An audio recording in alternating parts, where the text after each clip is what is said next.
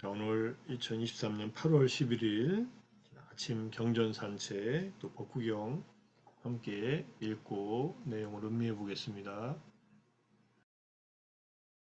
복구경 66번째 개송 제5장 어리석은 작품의 7번째 개송.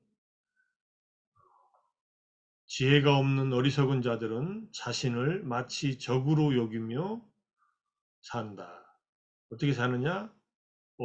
가고 머물고 앉고 누우면서 행주자와 주석서에 이렇게 짜란이라는 말이, 짜란띠라는 말이 일상적인 그 거동도를 한다 이런 뜻이죠. 괴로운 결과를 초래한 악한 행위를 하면서 빠빠깜 깜맘 행위라고 했지만 업입니다. 악한 행위를 지으면서 깍둑과 팔람이 괴로운 결과, 씁쓸한 결과 이런 결과입니다. 그러니까 어떻게 자기 자신을 적으로 여긴다는 말이냐면은 악한 행위를 하는 거예요. 악한 행위는 자기한테 할 수도 있고 남한테 할 수도 있습니다. 이 악한 행위, 악업의 결과는 괴로운 결과가 초래되겠죠. 이 생에서 괴롭고 다음 생으로 괴롭고. 악한 행위는 우리가 앞에서 좋은 행위, 그다음 악한 행위 구분해서 악한 행위는 10악업이라고 하는 말을 드렸습니다. 이게 빠빠까 깜마라 가면은 기본적으로 10악업이다 이렇게 보시면 돼요. 불교에서 선과 악을 가를 때 악이라는 말이 뭐 절대적인 악이 있는 건 아닙니다. 그런 어, 해로운 그런 행위를 하는 거죠. 그럴 때 잘 이게 신구이 삼업으로 몸으로 세 가지, 말로 네 가지, 마음으로 세 가지다. 이게 기억을 하세요. 몸으로 짓는 거 살도음, 오개에서 살생, 도둑질, 잘못된 성행위. 그 다음에 말로 짓는 네 가지, 거짓말, 이간질하는 말, 거친 말, 쓸모없는 말. 마음으로 짓는 세 가지, 탐욕, 분노, 그 다음에 사땡 견해 이렇게 되어 있습니다. 미차 다사나라고 나왔나요? 앞에서 미차 디띠라고 해서 줍니다. 사땡 견해. 사땡 견해가 제일 어렵긴 하죠. 사땡견의 대표적인 것이 결국은 상견, 죽어서 영원히 살아남는 영혼이 있다는 견해와 단견, 죽으면 모든 것이 끝이라는 견해. 이 둘 중에서 단견이 더 위험하고 큰 악업을 짓고 엄청난 괴로움을 초래할 수 있는 그러한 삶을 살아간다 이렇게 말씀을 하십니다. 그래도 사견 중에서 취한다면 상견이 낫다. 상견을 가지면은 다음 생을 걱정하면서 이 생을 그래도 잘 살려고 노력하기 때문에 그런 의미로서 상견이 단견보다는 낫지만 둘 다 윤회의 고통을 초래한다 이렇게 보는 겁니다. 그렇게 이제 결과들이 나타나고 그래서 괴로운 결과를 초래하는 악한 행위를 적이 나에게 하듯이 내가 나에게 한다 이런 뜻이에요. 그래서 이거 보고 나서 생각난 게 이 구절이 생각나서 같이 좀 나누려고 합니다. 비구들이여 적을 기쁘게 하고 적에게 도움이 되는 7가지 법이 있어 성난 여자거나 성난 남자에게 찾아온다. 여기서는 이제 악한 행위에 마음으로 짓는 악업 중에 분노를 이제 얘기하는 겁니다. 직접적으로는 분노에 의해서 행해지는 이 악한 행위가 즉각적으로 괴로운 결과를 초래하고 큰 고통을 이제 가져오게 되죠. 자, 무엇이 일곱인가? 적은 그의 적에게 이와 같이 원한다. 이자가 참으로 흉한 꼴이 되기를. 그래서 적은 자기 적의 아름다운 모습을 기뻐하지 않기 때문에 이 화난 사람은 화에 압도되고 화에 정복되어 비록 목욕을 하고 향수를 뿌리고 이발과 면도를 하고 하얀 옷을 입더라도 그는 화에 압도되어 흉한 꼴이 된다. 이거 뭐 몸을 꾸미고 향수 뿌리고 화장을 해도 소용없습니다. 분노의 얼굴은 가려지지 않습니다.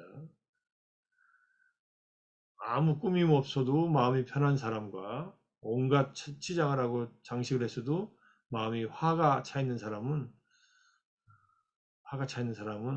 흉한 모습을 하게 된다는 그런 뜻입니다. 자기 자신이 화나고 있는 모습을 자기가 보면은 내가 자기라도 피할 거예요. 그렇게 자기를 적으로 여기면서 악한 행위를 한다는 뜻이에요. 두 번째는 이자가 잠을 못 자기를 악한 사람은 적은 나한테 원하죠. 원수는 이자에게 큰 이익이 따르지 않기를, 이자에게 재물이 생기지 않기를, 이자에게 명성이 따르지 않기를, 이자에게 친구가 없기를, 이자가 몸이 무너져 죽은 뒤 좋은 곳이나 천상에 태어나지 않기를. 이게 원수가 적이 적에게 원하는 일인데 자기를 적으로 여겨서 이와 같은 분노에 의해서 이와 같은 7가지 일이 생긴다는 얘기입니다. 네, 이거는 이제 청정도론의 제9장 무량심, 사무량, 브라우마 위하라 범주편에 화를 내는 것의 해로움에 대한 설명을 쭉 하다가 특히 이제 원한 맺힌 사람한테 화가 잘 안 가라앉잖아요. 그럼 화를 내면 어떻게 되느냐 하는 것을 부처님이 설명을 해주는 겁니다. 쭉 설명을 아주 여러 가지로 하십니다. 우리는 자해명상을 통해서 분노를 다스리는 수행을 하고 있지만 그 자해명상을 열심히 해도 안 되면 어떻게 할 것이냐 다양한 설명을 하시는데 그 중에 하나예요. 이게 그대가 화를 내면 원수가 적이 그대에게 바라는 일이 그대 안에서 7가지 형태로 일어난다. 이렇게 일어난다. 화내지 말라 이런 뜻입니다. 화 안 내고 살면 좋은데 화는 왜 내죠? 근데 화는 어리석어서 화를 내고요. 욕심이 있어서 화를 냅니다. 어리석어도 욕심 없으면 화낼 일 별로 없어요. 뭐 바라는 게 있어야 화를 내지.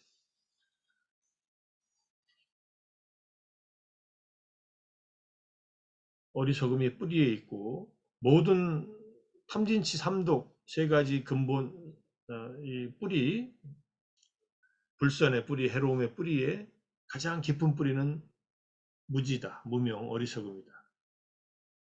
그 위에 어리석음에 의해서 욕심을 내고 어리석음에 의해서 화를 내고 어리석은 행동을 또 하고 말과 행동을 하고 그러니까 어리석음이 뿌리가 돼서 원하는 것이 이루어지지 않거나 원치 않는 것이 생겨날 때 화를 냅니다. 아나함이 되기 전까지 화를 내요. 아나함이 되면은 어떻게 되느냐면요. 감각적 욕망을 바라는 일이 사라져요. 욕망이 사라져. 욕망이 사라지니까 누구에게도 무언가를 원하지 않아요. 근데 어떻게 화를 내요? 저 사람이 나한테 잘해주기를 바라지도 않고 저 사람이 나한테 나를 기쁘게 해주기를 바라지도 않고 여러 가지 바라는 일이 없어요. 그러니 화를 낼 일이 없죠. 우리가 가장 화를 잘 내는 사람들이 누굽니까? 나하고 모르는 사람한테 화를 내나요? 요즘에 젊은이들이 그렇게 뭐라고 한다나 그냥 무자비하게 길거리에서 자기만 괴로운 것이 너무 억울해서 사람들 해치잖아요. 그런 마음이 그러면 그 사람들한테만 있느냐? 그렇지 않습니다. 우리들한테도 생겨나요. 언제? 내가 괴로울 때. 내가 괴로울 때 나만 괴로운 것이 그렇게 억울하고 남들은 다 행복한 것 같은데 그것도 억울하고 그러니까 적이 적한테 하듯이 악행을 하고 다니는 거예요. 그 분노에 의해서. 얼마나 혼자서 화를 내가지고 혼자서 괴로워하면 자기만 괴롭지 남을 괴롭게 하고 남을 해치고 죽이고 막 그러잖아요. 까딱 잘못하면 그렇게 될 수 있습니다. 그 친구들이 정말 그렇게 타고난 소시오패스라서 그렇게 되는 게 아니라고는 생각합니다. 한국 사회가 그만큼 불완전한 사회라는 얘기예요. 한 개인이 그렇게 잘못했다고 치부하기에는 그렇게 이게 사회 현상처럼 더 많이 일어날 수도 있습니다. 그들이 뭔가 기댈 데가 있어야죠.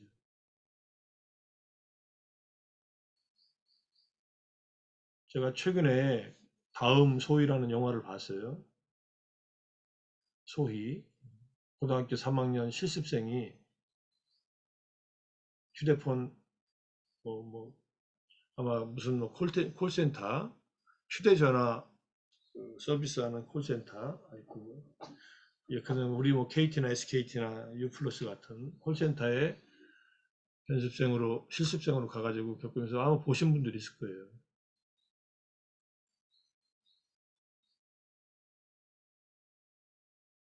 그런 다음 소위 같은 다음 소위는 누구냐는 그런 질문이잖아요. 감독이 제시한 질문이.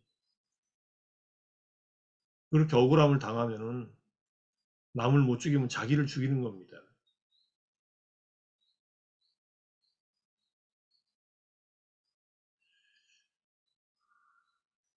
영화 보고 너무 착잡해가지고 저런 일들이 벌어지는 이 사회가 더 안전하게, 더 좀 평화롭게, 더 행복하게 공존할 수 있는 사회로 만들 수 없을까? 그렇게 만들어야 되는데, 그렇게 만드는데 뭔가 도움이 돼야 되는데, 이런 생각들을 합니다. 제가 정치를 해서 그거를 하겠다는 것은 제 적성에도 안 맞고, 제 역량도 못 미치니까, 저는 저대로 부처님 법을 공부하고, 같이 공유하고, 명상을 하면서 그런 마음을 갖는데, 이런 방법을 통해서 얼마든지 분노를 다스리는 데 도움이 되니까. 근데 기본적인 생계를 위협받으면은 사람들이 극단적인 행동들을 하니까.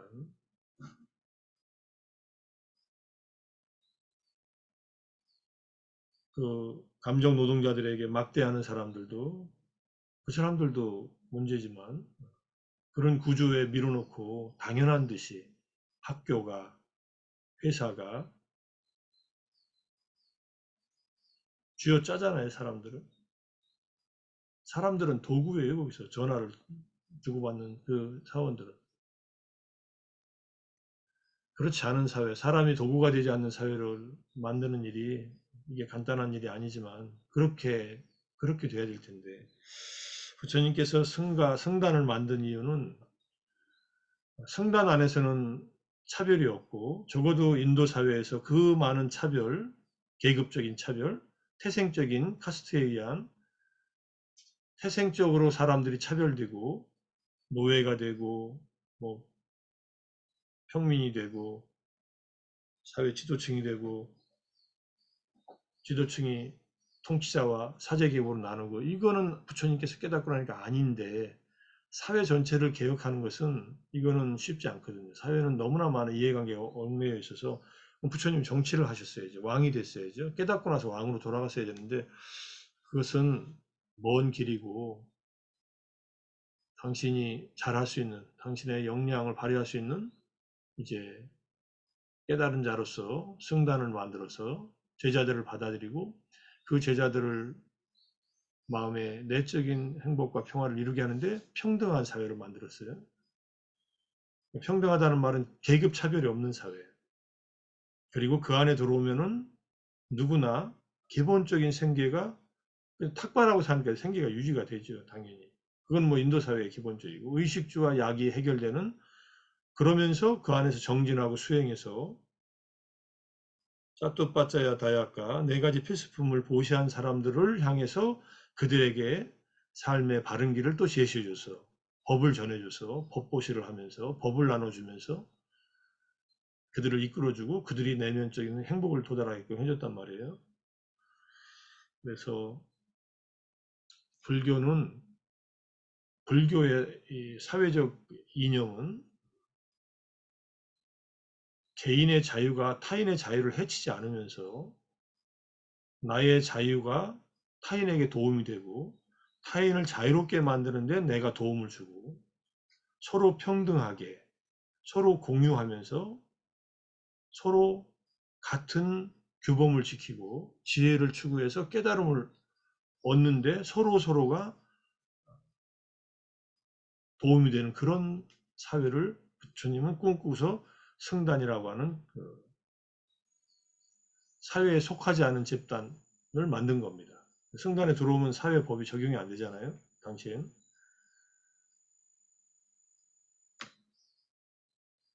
이제 아주 성숙한 그런 자유로운 영혼들이 만든 서로 연대하고 보호하는 그러한 공동체입니다. 자유롭고 평등하고 서로 보호하는 공동체. 쉽지 않습니다. 제가 볼 때도 쉽지 않았고, 그래도 그걸 만들어서 불법이 2600년 이렇게 이어온 거예요. 지금의 성단이, 한국의 성단이 그렇다고 보기는 어려운 면들이 많지만, 그래도 그런 요소가 기본적으로는 있다. 가장 그래도 부처님 법에 가까운 성단이 남아있는 게 테라와다 불교고, 그 다음에 그래도 성단이 좀 더 청정하게 남아있는 게 티베트 불교, 게룩파나 또는 대만의 불교, 이런 불교들이지만, 그 속에서 정말로 그 구성원들이 서로가 서로에게 의지처가 되고 서로가 서로에게 도움이 되는 그러한 삶을 살 수 있는 그러한 공동체라고 한다면 이건 좋은 일이다.